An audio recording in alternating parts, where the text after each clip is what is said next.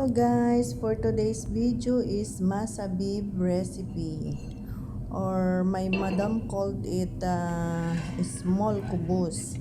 Pero bago ang lahat, syempre intro muna tayo guys.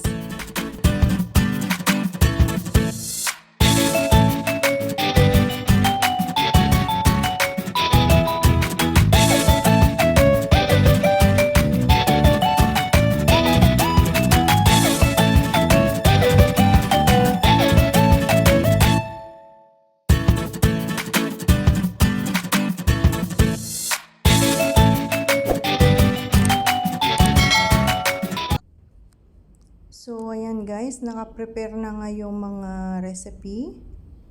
And mamaya guys, ilalagay ko yung mga ingredients dyan sa screen. So, ayan, naka-ready na lahat yung mga powder. Pinag-mix ko na lahat guys, para mas madali. Then, isusunod ko mamaya yung mga liquid para pag hindi na masyadong mahirap i-mix. So, yan, hinalo-halo ko. Pero medyo hirap ako guys kasi yung isang kamay ko is nagbi-video and yung isa lang ang naghahalo. So ayan na guys, parang okay na siya. Lagay ko na yung liquid and okay na siya. So prepare na rin natin yung yung paglulutuan natin. Yan, parang mainit na siya. And lagay lang natin ng parang siya, parang hot cake ba. Pero maliliit lang kasi nga small kubos. So ganyan nga guys, ganyan. Yan yung paggawa ko. Kanya-kanyang technique yan guys, pero sa akin ganyan lang. Very simple. So parang okay na siyang baliktarin. Try natin. Parang hindi pa kasi medyo maputi pa yung Ayan, parang okay yung susunod. Yung una maputi pa siya. So ganyan lang guys. Pag nakita mo naman pag medyo na siya, luto na yung sa ibabaw, pwede mo nang baliktarin. Ganito lang ako maggawa guys. Super simple.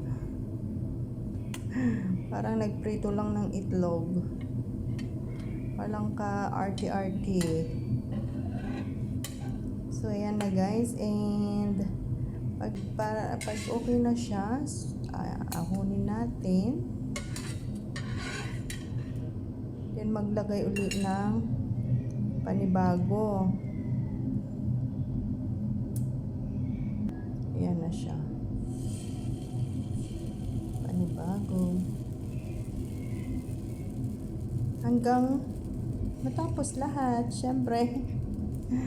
So, ayan guys.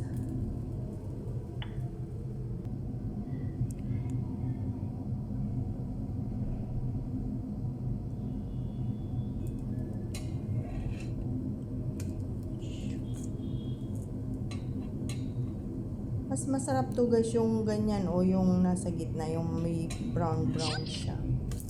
Masarap siya guys. Ako gustong gusto ko to kaso lang. Kasi ang liliit.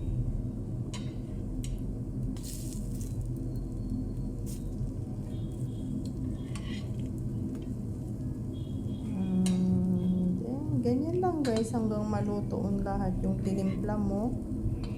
Then pag okay na siya, ahon ulit.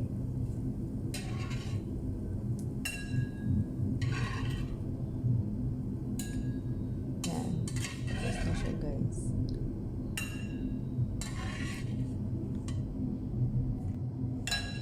And alam nyo ba na mga ma-arts yung amo ko. So pagkatapos kong lutuin sa kawali guys is pinalagay ulit doon sa fryer. Sandali lang naman kasi baka daw hindi luto yung sa gitna. So ayan, pinalagay ulit sa fryer. Kaya ito, doble trabaho.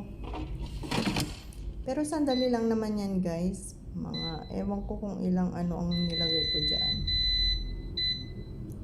5, 6, 7. 7 minutes. Okay. 7 minutes, pero parang hindi ko tinapos yung 7 minutes dyan. So, ayan na guys. Okay na siya. Sure ball na luto na kasi. So, ayan.